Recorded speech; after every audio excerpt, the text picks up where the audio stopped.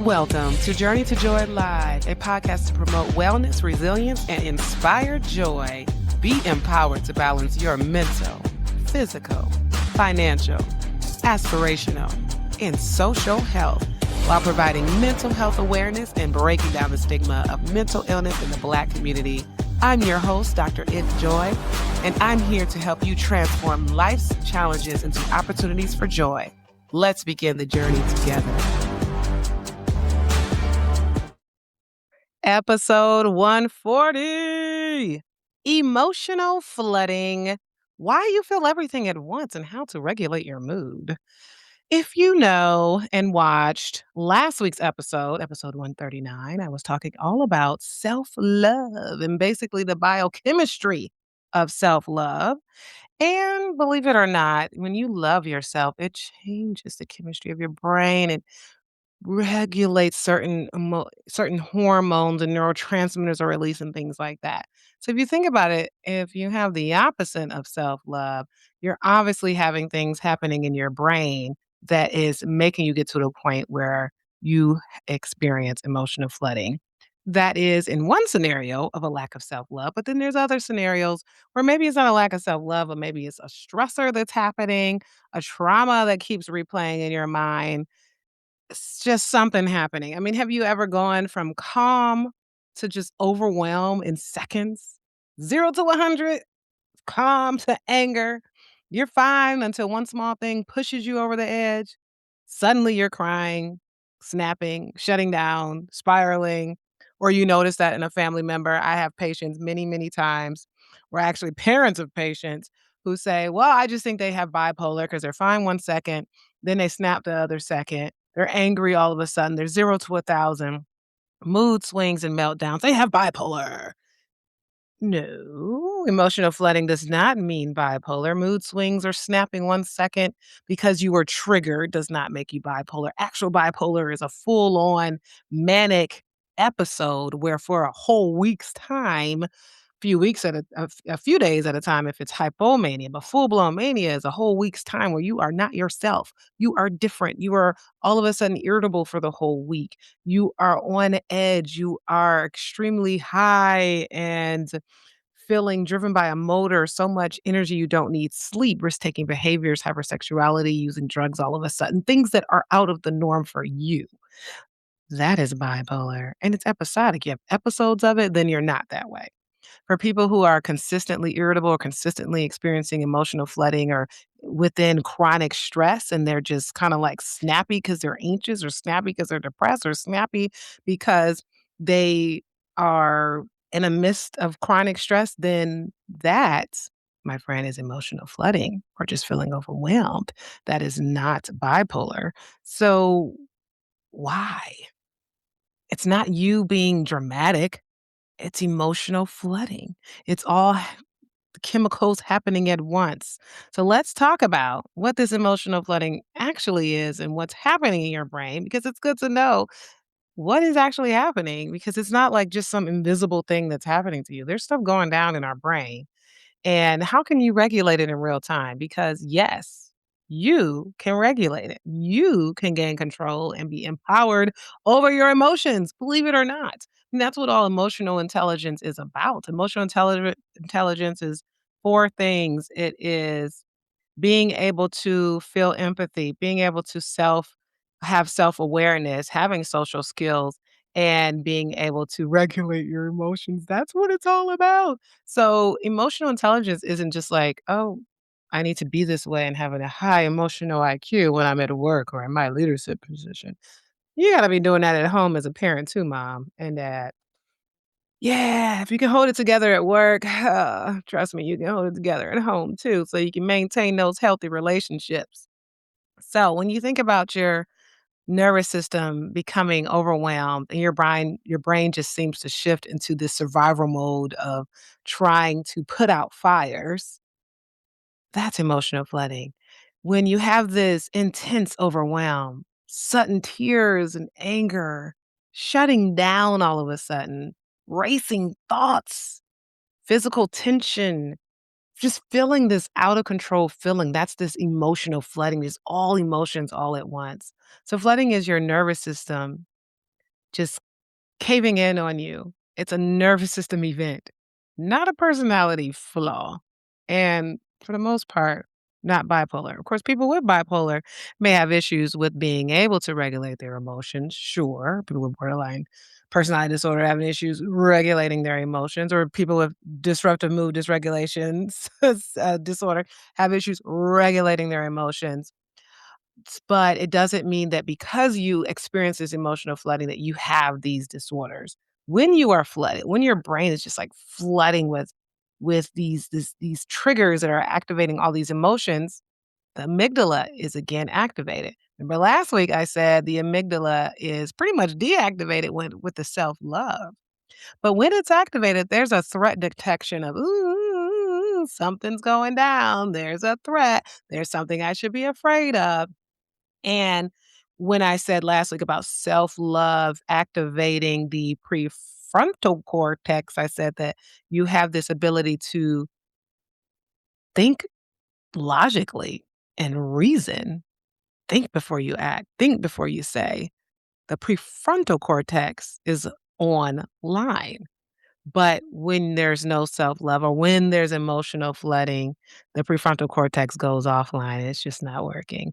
You're not able to think. When all these emotions are coming in at once, when the anger is there, people say they see red. You're not thinking and you're just going on impulse or going on based on how you're feeling. You can't think clearly. You just overreact. You say things you don't mean, of course, when you're not thinking, and you feel attacked or abandoned. So you don't have this ability to reason with, okay, I don't have to take offense to that because I know I'm thinking empathetically and I know they did not mean that or they didn't mean to do that thing. No, no, no, no. You're not thinking. Remember, the prefrontal cortex is offline. So all logic and reasoning is gone. When you're flooded, you're not thinking, you're only surviving, and because you're drowning in all these emotions. So, what are some common triggers?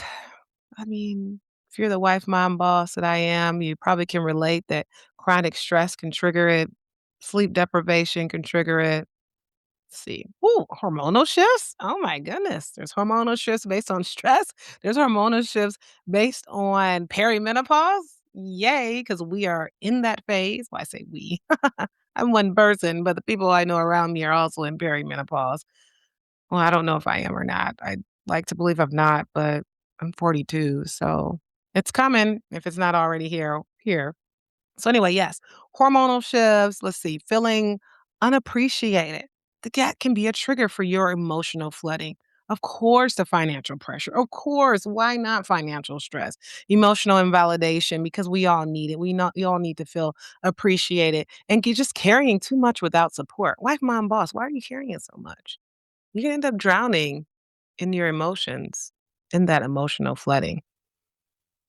So flooding is often a cumulative event. It's this accumulation of things that are happening, accumulation of all that stress, overwhelm, multiple nights of not sleeping, and multiple financial pressures. It's not just like this random event, like, okay, there's just one little acute stressor. Okay.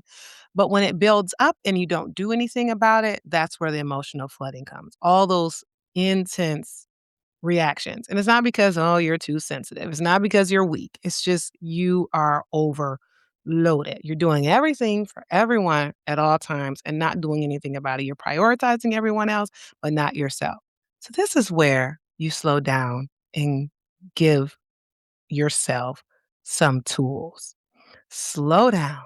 What are those tools that you learned, either in therapy or over time? What kind of reset do you need for yourself when it comes to being able to not flood in emotions or drown in emotions? Maybe you recognize it. You realize, I'm flooded. Name it. Always good to name that emotion. When you're able to name it and label your emotions, you're able to reduce that amygdala from firing that threat detection and says, okay, I know what it is. I know what it's coming from. I'm anxious. I'm irritable.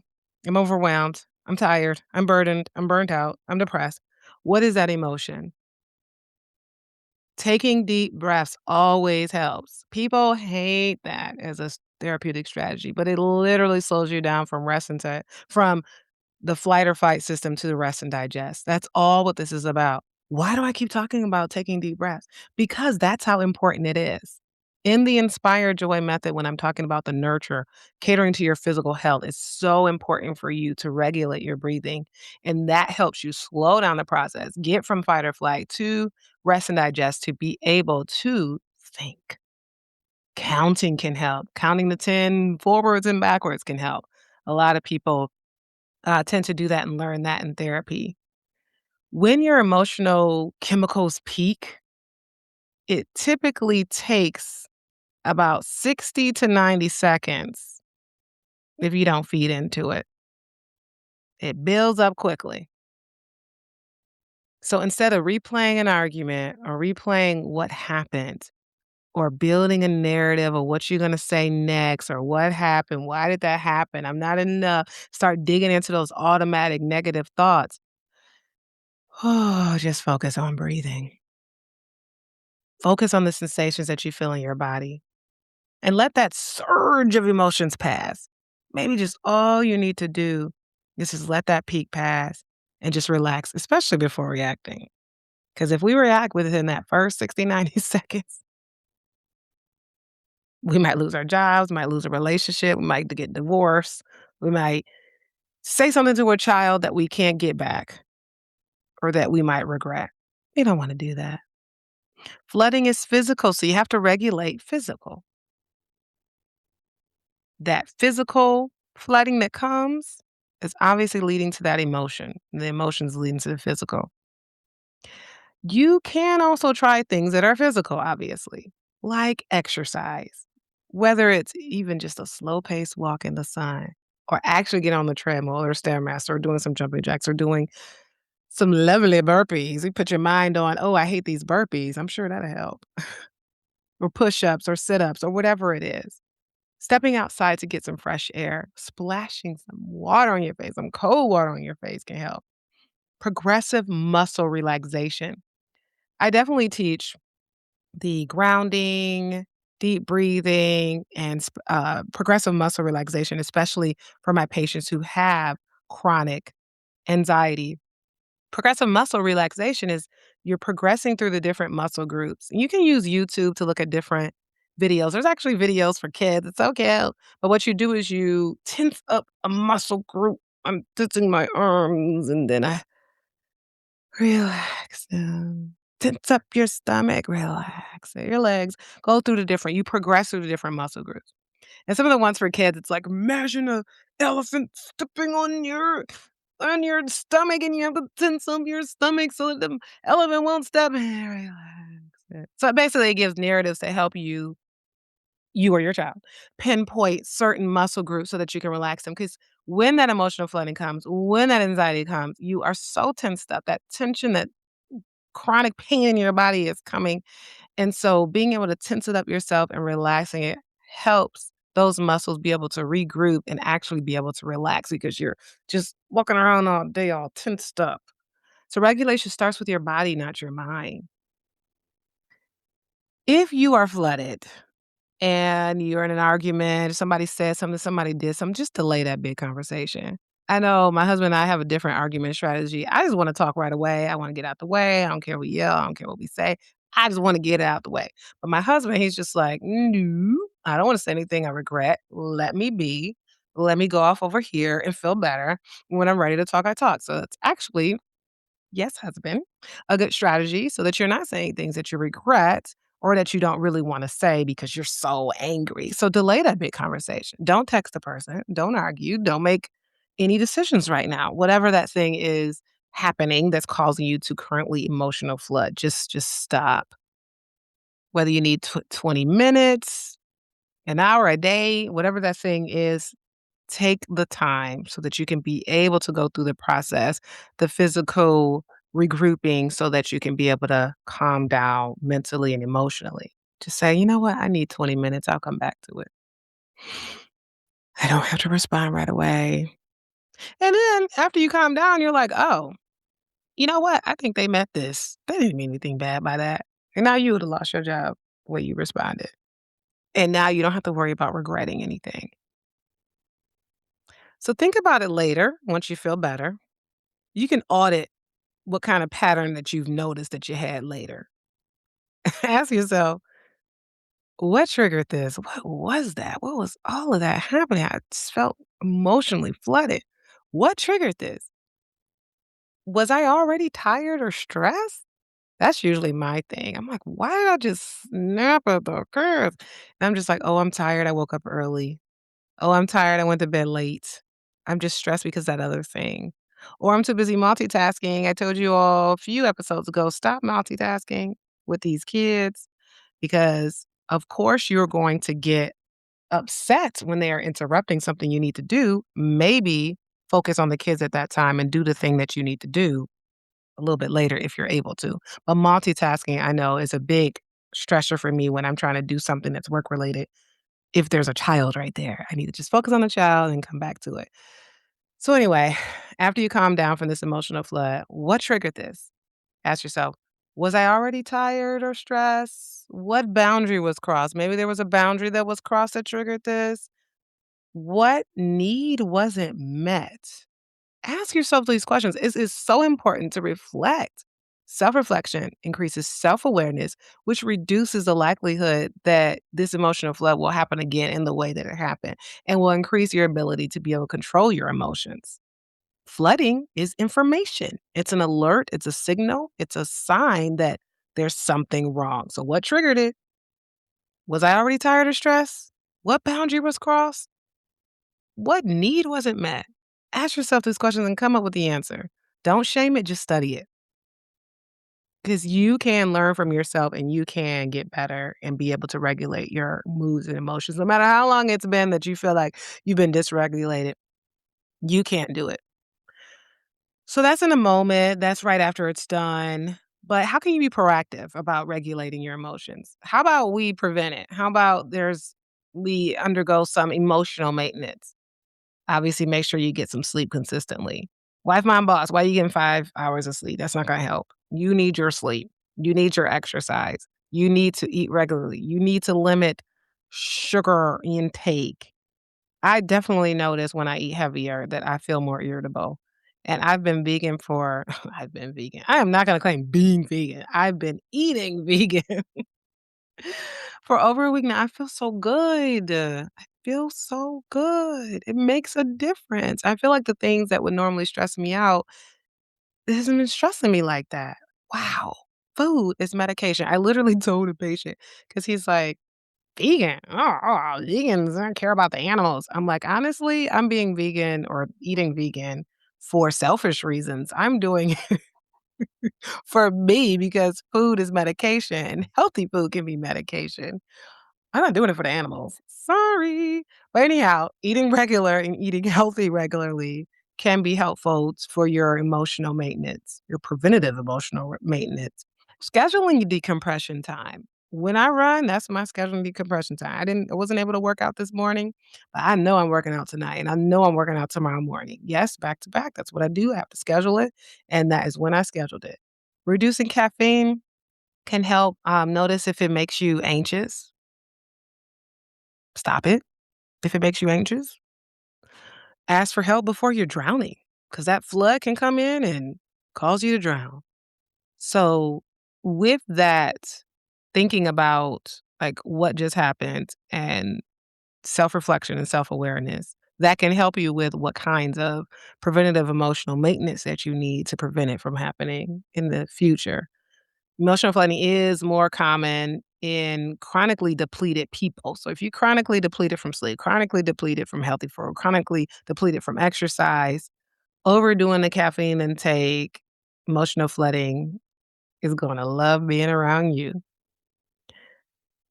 If you're wondering, well, what are some signs that I'm actually improving my regulation? Well, you recover faster. The emotional flooding is not lasting long. You're able to bounce back. That resilience is there. You realize that you're able to pause more. You're not just um, acting without thinking or saying without thinking. You say less during the conflict. You're able to just kind of like listen and let the other person talk. If it's during like an argument or something, you're not like quick to jump in what you want to say or quick to hit them or something like that. You notice your triggers sooner. When you know, oh my goodness, when I see a patient and they're just like, I don't know. I don't know what my triggers are. It's like, oh my gosh, you gotta learn. You gotta reflect. You gotta increase that self-awareness. If you don't know your triggers, it is very, very difficult for you to regulate and extremely difficult for you to prevent the emotional flooding from happening in the future. You gotta reflect. And of course, you feel less ashamed afterwards because you realize you're making progress, less time. Um, it's not happening as much, um, for as much time. It's not as long as usual. I think that's what I'm trying to say. Um, and you're also not saying things that you regret because you were quiet and didn't say much and let yourself relax first. So that's why you are less ashamed. So progress, noticing that you've made progress in your ability to control your emotional flooding shows that there's a shorter recovery time too, because just like not much to recover from. So you're not too emotional. You're not unstable. You are likely overloaded. So when you understand your nervous system, when you stop fighting yourself, stop being so discompassionate with yourself, I just made that word up, you can start regulating yourself. You can get back to your joy because emotional flooding is not joy. That is not fun. And that emotional flooding, activating your amygdala, that threat detection, reducing your ability to use your prefrontal cortex, increasing your stress hormone, the cortisol hormone, that is increasing your risk to autoimmune disorders. Diabetes is an autoimmune disorder, cardiac issues, heart issues, strokes, aneurysms. And so therefore, when you are not allowing yourself or working on yourself, because it takes work to increase progress, then you are increasing your risk to physical issues as well. Not to sound so like you, but it's empowering that you can do it. You can control your emotions. You can reduce the frequency of emotional flooding. All you gotta do is sit with yourself, reflect, increase awareness. You got this. Thank you for listening. This has been an Enjoy Life production. If you're in a crisis, don't hesitate. Call, text, or chat 988 for immediate support. Please note, this podcast is for informational purposes only and is not a substitute for professional treatment. If you're looking for therapy or medication management through Enjoy Life, visit www.drenjoylife.com to request a consultation. I'm licensed in 13 states. I accept Aetna in Georgia, Florida, and Virginia. Be sure to grab your copy of the Enjoy Note to help you on your wellness journey. Also check out Inspire Joy for the wife, mom, boss to help you balance it all without losing yourself. Better yet, get the full Joy bundle for just $45. Remember, Journey to Joy Live is every Thursday at 7 p.m. Thank you for joining me, and until next time, may you continue to transform stress into joy.